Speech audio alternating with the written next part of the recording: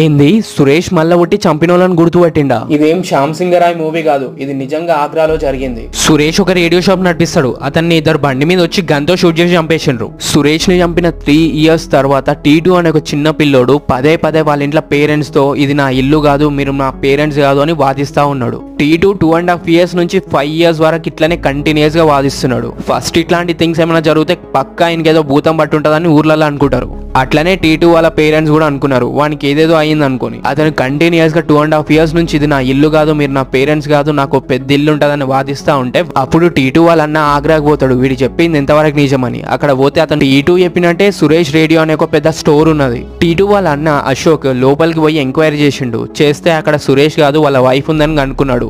వాళ్ళ తమ్ముడు T2 ఏమైతే చెప్పిండో అక్కడ ఉన్నాయి ఎట్లున్నాయి అట్లనే కరెక్ట్ గా చెప్పిండు. సురేష్ వాళ్ళ వైఫ్ ఎందుకు ఇట్లా క్వశ్చన్స్ అడుగుతున్నావు అని అంటే ఈ వీడియో సెకండ్ పార్ట్ కింద ఉన్న లింక్ ఓపెన్ చేసి చూడండి.